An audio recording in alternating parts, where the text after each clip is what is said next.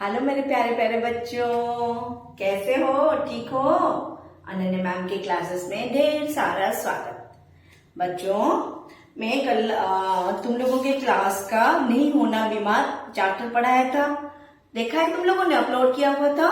अगर नहीं देखा है तो जाके देख लेना मेरे चैनल पर, ठीक है। आज उसका दूसरा भाग मैं अपलोड करने जा रही हूँ, पढ़ाने जा रही हूँ वीडियो। और बच्चों, वीडियो स्टार्ट करने से पहले बता दूं कि अगर तुम लोगों को मेरी वीडियो पसंद आ रही है तो प्लीज मेरे चैनल को सब्सक्राइब करना, बेल आइकन प्रेस कर देना और अपने दोस्तों के साथ शेयर करना बिल्कुल मत भूलना, ठीक है। ओके, स्टार्ट करते हैं। तो याद है ना कल क्या हुआ था? पहले चैप्टर में मैंने जो पढ़ाया था, याद है ना कि उसे वो तो लेकर क्या करें कि बीमारी होने का नाटक करें, ठीक है। तो उस नाटक में उन्होंने जब उनके नाना जी आए, देखे कि वो बीमार पड़ा है, हाथ लगाए अपने उनके सिर पे कि वो तो उसे तो नहीं है, मतलब बुखार तो नहीं है, ठीक है। तो उसने कहा कि आप थर्मोमीटर लगा के देखिए, शायद आपको पता नहीं चल पा रहा है। ओके, यहाँ तक हम थे। देखो, मुझे पता था घर में कोई नहीं है, मुझे पता था घर में कोई नहीं है, थर्मोमीटर लगा भी लिया तो देखेगा कौन, ठीक है। उन्हें पता था कि नाना नानी को तो थर्मोमीटर देखना आता ही नहीं है और घर पे कोई और है नहीं जो जिनको पता है थर्मोमीटर कैसे देखा जाता है। अगर थर्मोमीटर लगा भी लेंगे तो देखेगा कौन, मतलब उससे भी वो पता नहीं चल पाएगा।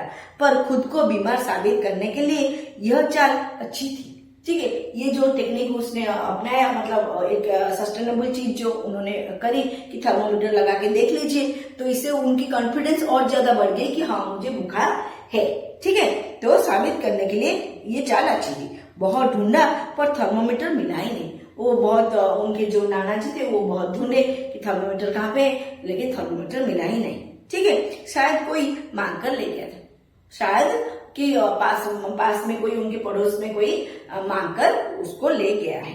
फिर नाना जी की आवाज आई, ले पुड़िया खा ले, ठीक है। नाना जी फिर बोले कि आजा तू, मैं तुम्हारे लिए दवाई या पुड़िया लेकर आया हूँ, उसे खा ले। न चाहते हुए भी मुझे कड़वी पुड़िया खानी पड़ी।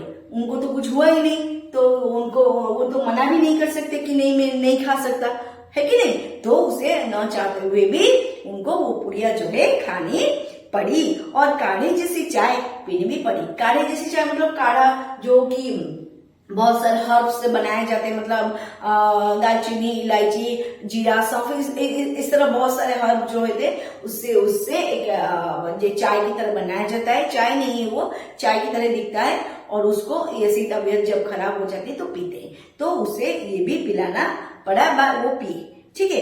फिर नानी जी बोली, आज इसे कुछ खाने को मत देना, ठीक है। फिर क्या नाना जी बोले कि एक काम करना, आज से बिल्कुल भी खाने को कुछ मत देना, आराम करने दो, शाम को देखेंगे, ठीक है।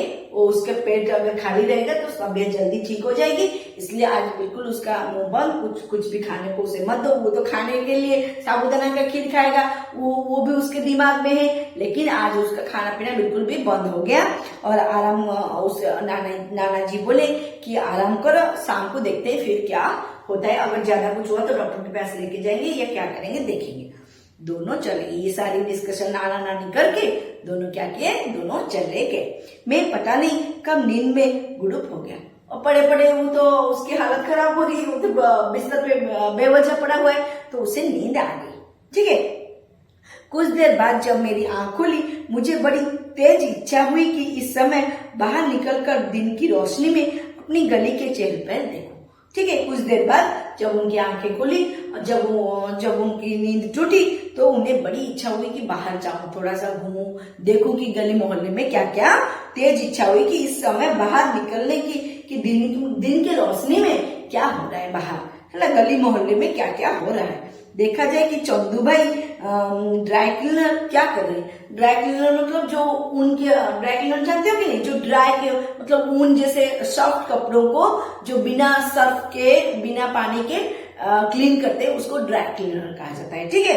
तो चंदू भाई ड्राई क्लीनर क्या कर रहे हैं, तेजराम की दुकान पर कितने ग्राहक बैठे, वो ये सब उनको देखने की इच्छा हुई कि ये जो तेजराम जो एक व्यक्ति है, उनके दुकान पर कितने ग्राहक बैठे। महेश घी सेंटर ने मलाई का भिगोना आंच पर चढ़ाया या नहीं, जो वहां पर जो मलाई घी सेंटर है वहां पर जहां पर भिगोना में मतलब पतीले में क्या मलाई चढ़ाकर घी निकालते उसने आंच लगाया या नहीं, और टेलीफोन के तारों पर कितनी चिड़िया बैठी है, लेकिन मजबूरी थी, चाहे जितनी उबो लेटे ही रहना था।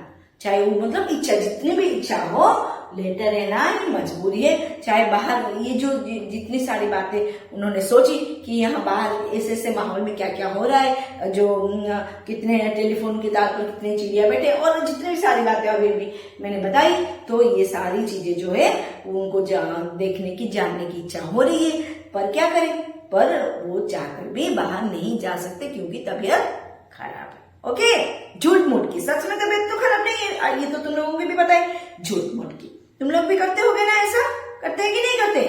कभी कभी झूठ बोल के नहीं आज पेट में दर्द हो रहा है, मम्मा स्कूल नहीं जाना है, पापा स्कूल नहीं जाना है कि नहीं? सब बच्चे करते हैं, हम भी करते थे, हम जब छोटे थे बचपन में हम भी करते थे, शायद आप लोग भी करते होंगे नहीं? ओके, कुछ देर इधर उधर की स्कूल की दोस्तों की बातें सोचता रहा। कुछ देर क्या किया, फिर पड़े पड़े हालत तो खराब हो ही रहे थे, तो कुछ देर क्या किया फिर मैंने कि इधर उधर की बातें सोचने लगा। ठीक है, फिर लेटे लेटे पीठ दुखने लगी तो उठकर बैठ गया। कुछ देर इधर उधर की बातें सोचा, मन में स्कूल की बातें, अपने दोस्तों की बातें, ये सब सोच रहा था, और लेटे लेटे पीठ भी दुखने लगा, मतलब दर्द होने लगा, और उठकर फिर बैठ गया। लेकिन बाहर कुछ आहट होते ही फिर से लेट गया। आहट मतलब आवाज, बाहर से कुछ आवाज, जैसे अंदर की तरफ कोई आवाज आ रही है, रूम में कोई आ रहा है, ऐसा जो शब्द, आहट मतलब शब्द, ठीक है, बाहर से कुछ आहट शब्द होते ही फिर से लेट गया कि कोई मुझे देख न ले कि मैं आराम से बैठा हुआ हूँ। ठीक है, नानी जी आए, बोले अब कैसा लग रहा है सिर दर्द? नानी जी मेरे पास आए, आके मुझे बोले कि अभी तेरा सिर दर्द कैसा है या तुझे कैसा अनुभव हो रहा है? ठीक है, मैंने कहा ठीक है, फिर भी एक पुड़िया और खिला गए। मैंने कहा नहीं नहीं अभी तो मुझे अच्छा लग रहा है नानी, और लेकिन फिर भी वो आए और एक पुड़िया खिलाकर और एक मेडिसिन देकर वो चले गए। अचानक मुझे भूख सी लगी। अचानक मुझे क्या, इतनी देर से तो कुछ खाया पिया नहीं है, तो मुझे भूख लग रही है। फल या साबूदाना की खीर मिलने की उम्मीद की तो सुबह ही हत्या हो चुकी थी। मतलब फल या साबूदाना की खीर जो उम्मीद मैंने लगाई थी कि ये मेरी तबीयत खराब होगी तो मुझे ये सब फल भी खाने को मिलेगा, साबूदाना की खीर भी खाने को मिलेगी, लेकिन उस उम्मीद पर तो पानी फेर दिया था, उसकी उस उम्मीद का तो हत्या ही हो गई थी, क्योंकि वो तो मिलने से रहा नहीं, क्योंकि नाना जी ने मना किया है कुछ भी उसे खाने को मत दो। ठीक है, तो अब नानी जी से जाकर कहूं कि भूख लग रही है तो वे क्या करेंगी? अगर नानी जी को जाके बोलूंगी कि नानी मुझे भूख लग रही तो वो क्या करेंगे? नाना जी तो मना कर गए हैं, ज्यादा से ज्यादा यही कि दूध पी ले, ज्यादा से ज्यादा बोलेंगी कि नहीं नहीं तेरे तो पेट खराब है, खाना कुछ मत खा, थोड़ा सा दूध ही पी ले। ठीक है, पी ले। या नानी जी से पूछने चली जाएंगी वो कह रहा है भूख लगी, या फिर नाना जी से जाके पूछेंगे कि वो बोल रहा है भूख लग रहा है, उसे भूख लग रही है तो वो क्या खाए, और फिर नाना जी क्या कहेंगे? वही जो सुबह कह रहे थे, तबीयत ढीली हो तो सबसे अच्छा उपाय है भूखे रहना, इससे सारे विकार निकल जाएंगे।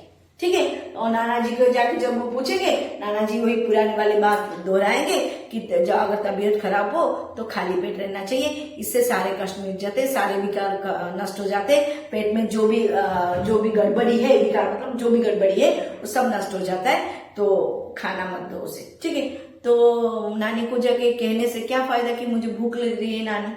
ठीक है, आई बात समझ? उसके बाद क्या हुआ, नानी जी आए, नानी निकल जाएगी, सॉरी, क्या मुसीबत है, पड़े रहो, आखिर कब तक कोई पड़ा रह सकता है?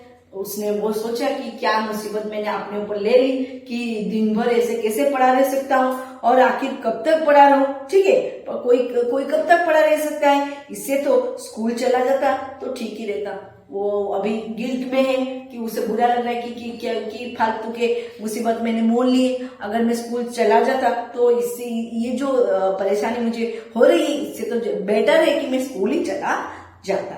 सजा मिलती तो मिल जाती, अगर 2 थप्पड़ या 2 जो पिटाई मुझे हो जाती तो हो जाने देती, पर कितना मजा आता जब रिश्ते में ठेले पर जाकर नमक मिर्च लगे अमरूद खाते कटर कटर करके। ठीक है, लेकिन कितना मजा आता जब रिसेस होता है, रिक्रेशन जो होता है ना क्लास में 1 बजे में, या तो जो सबके अलग अलग हैं, तो कितना मजा आता। जो ठेले पर अमरूद नमक मिर्ची लगा के जो अमरूद बेचते हैं, कटर कटर करके रॉड रॉड करके जो खाते, वो कितना मजा आता। फालतू में मैंने मुसीबत मोल ली, तो ये बहुत ही गलत, उसे रियलाइज हुआ कि मैंने बहुत ज्यादा गलत अपने साथ कर दिया।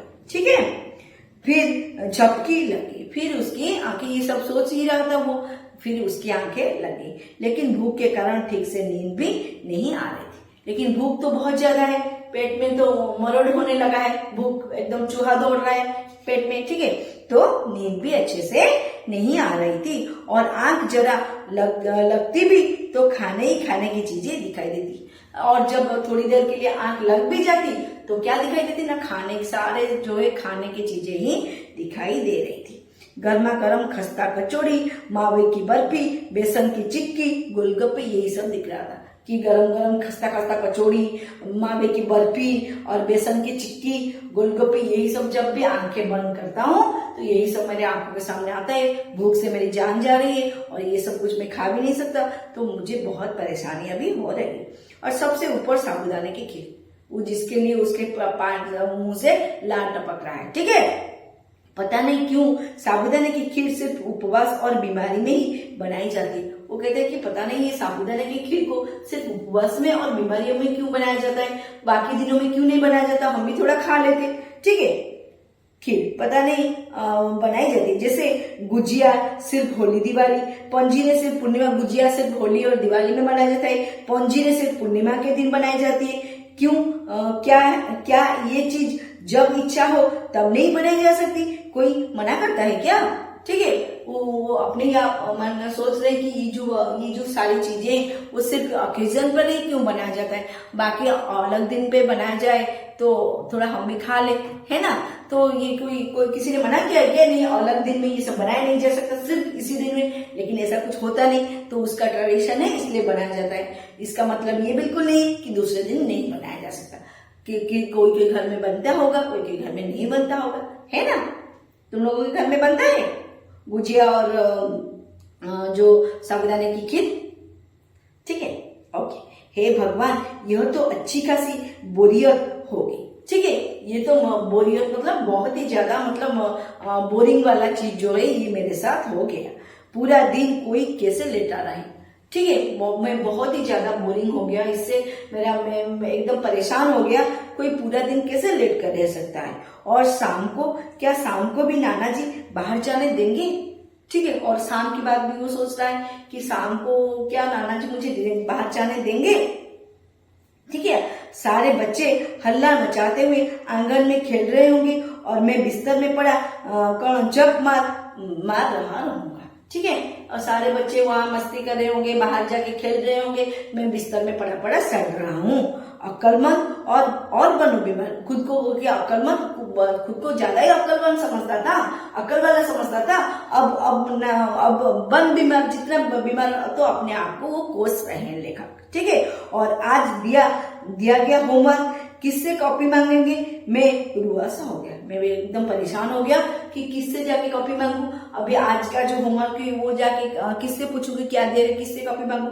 तो वो बिल्कुल इस सब से परेशान हो गए। ठीक है, पास के कमरे में होती खटर की अंदाजा हुआ कि मुन्नू स्कूल से आ गया। पास के कमरे में फिर लगभग कुछ टाइम के बाद उनको पास के कमरे में कुछ साउंड आया। उन्हें ऐसा महसूस हुआ कि मुन्नू जो है वो स्कूल से आ गया। तो क्या 1 बजे ही मुन्नू स्कूल से वापस आता है, इसलिए उनको लगा कि मुन्नू आ गया।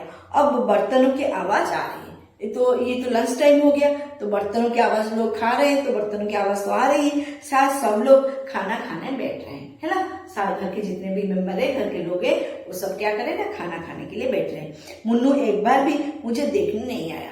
मुन्नू एक बार भी मुझे देखने नहीं आया कि मैं कैसा हूँ, मैं ठीक हूँ नहीं हूँ, देखने नहीं आया भी होगा तो दबे पर आया होगा और मुझे सोता जान लौट गया होगा। अगर आया भी होगा तो धीरे धीरे दबे पाँव, जिसे आता है ना, जो दबे पाँव आया होगा, धीरे धीरे आराम से, ताकि भाई डिस्टर्ब ना हो जाए। और वो सो रहा है, आके देखकर वो चला गया होगा क्योंकि मैं सो रहा हूँ। एक्चुअली तो मैं सो नहीं रहा हूँ, मैं तो सोने का नाटक कर रहा हूँ। ठीक है, वो खाना खा रहे हैं, चबाने की आवाजें आ रही है, मतलब उनको लेखक इतना मतलब डीपली रियलाइज करे कि वो खाना भी खा रहे हैं, उनके चबाने के शब्द मेरे कान में गूंज रहे हैं। ठीक है, देखो उन्होंने एक बार भी आकर नहीं पूछा कि तू क्या खाएगा। वो सब एक भी बार मेरे पास नहीं आए, मुझे नहीं पूछा कि मुझे क्या खाना है। पूछते तो मैं साबूदाना की खीर ही तो मांगता, कोई ताजमहल तो नहीं मांग लेता। वो कहता है खुद को कि अगर आके मुझे वो पूछ लेते कि तू क्या खाएगा, मैं क्या ताजमहल मांगता। ताजमहल है ना, जानते हो कि नहीं, आगरा में जो है ताजमहल, मैं ताजमहल थोड़ी मांग लेता, मैं तो सिर्फ साबूदाना की खीर मांगता। तो कोई पूछने भी मुझसे नहीं आया कि यारे खाएगा नहीं खाएगा, कोई पूछने मुझे नहीं आया, है ना। भूखे रहो, इससे सारे विकार निकल जाएंगे। वो कहता है कि घर वाले कहते हैं भूखे रहो, इससे सारे विकार, सारे कष्ट जो पेट में जो भी डिस्टर्बेंस है वो सब चला जाएगा। ठीक है, विकार निकल जाए बस, चाहे इस चक्कर में तुम खुद ही शिकार हो जाओ। ये लोग को सिर्फ विकार निकालना है, तो इस चक्कर में चाहे खुद ही मतलब वो निकल जाओ या शिकार हो जाओ इस चीज का, लेकिन विकार निकल जाना चाहिए। तो वो गुस्सा दिखा रहा है घर वाले के ऊपर अपने मन ही मन। ठीक है, उसके बाद क्या हुआ, आज क्या खाना बना होगा, खुशबू तो दाल चावल की आ रही है। वो फिर ये सोचते हैं कि आज क्या खाना घर पे बनाकर, ऐसा लग रहा है कि दाल चावल ही बना है। अरहर की दाल में हींग जीरे का बघार और ऊपर से बारीक कटा हरा धनिया और आधा चम्मच देसी घी। ठीक है, वो ये भी सोच रहे हैं कि आज घर में जो दाल बनी है ना, वो अरहर की दाल बनी है और उसके ऊपर हींग और जीरे का छोंक लगा है। ठीक है, बघार लगाए, छोंक लगाए, ऊपर से बारीक कटा हुआ हरा धनिया और देसी घी में, इसका स्मेल मुझे आ रहा है। फिर उसमें उन्होंने नींबू निचोड़ा होगा, थोड़ा सा इस बीमार को भी दे दे कोई। ठीक है, और परेशान होकर बोल रहा कि इतना स्वादिष्ट खाना खा रहे हैं, कोई इस बीमार बच्चे को भी कोई आके थोड़ा देख ले, दो कोई दे दे आके कि बच्चा है, सो रहा है, थोड़ा खा ले। ठीक है, लेकिन खुशबू तो किसी और चीज की है। तो कि वो बोल रहे कि खुशबू इसकी भी है, कोई और चीज की भी तो खुशबू है। क्या हरी मिर्च तली गई है? हरी मिर्च का तलने का खुशबू जो है उनको आ रहा है। उसे दाल चावल में मसल कर खा रहे हैं। ये जो दाल चावल बनी है घर पे, उसमें हरी मिर्च को मसल कर खाया जा रहा है। जब खाया जा गया तो मैं रजाई को फेंक कर खड़ा हो गया, दबे पांव दरवाजे तक गया और चुपके से झांक कर देखा। ये जो आप सच में क्या खाना आज बनाए, मैं आराम से चुपके से रजाई को खोला, बाहर थोड़ा सा दूर में खड़े होकर देखा आज घर में क्या बना है। हाँ, दाल चावल, तली हुई हरी मिर्च। उसने एकदम से सही मालूम लगाया था। ठीक है, लेकिन मुन्नू आम चूस रहा था। आम इस मौसम में जरूर बम्बई वाले चाचा जी ने भेजे होंगे। मुन्नू क्या कर रहा था ना, खाने के बाद वो आम चूस रहा था। ठीक है, और वो आम यहाँ पर तो नहीं, शायद मुंबई वाले जो चाचा है उन्होंने ही भेजा है। कैसे चूस रहा है, पूरी गुठली मुंह में ठुसे। देखो मुन्नू क्या कर रहा है, कैसे आम को चूस रहा है, पूरा गुठली, जो आम की जो गुठली होती है ना, उसको एकदम से पूरा मुंह में वो दबा के चूस रहा है। भुक्कड़ कहीं का, एकदम भुक्कड़, मतलब जिसको बहुत ज्यादा भूख लगती है ना, उसको भुक्कड़ कहते हैं। ठीक है, तो भुक्कड़ कहीं का पूरा हाथ भी सान रहा है, मतलब पूरे हाथों में आम को पकड़ के ऐसे चूस रहा है। ठीक है, मैं जलन, गुस्से और कड़न में पांव पटकता वापस बिस्तर में आ गया। मेरे अंदर गुस्सा था, जलन था और परेशानी थी। ठीक है, इस सब में मैं फिर से पैर कचार के कहाँ गया ना, अपने बिस्तर पे आ गया। उस पूरे दिन मुझे भूखे पेट रहना पड़ा। सारे विकार निकल गए, मेरे सारे जो भी माइंड में जो विकार चल रहे थे वो सारा कुछ निकल गया।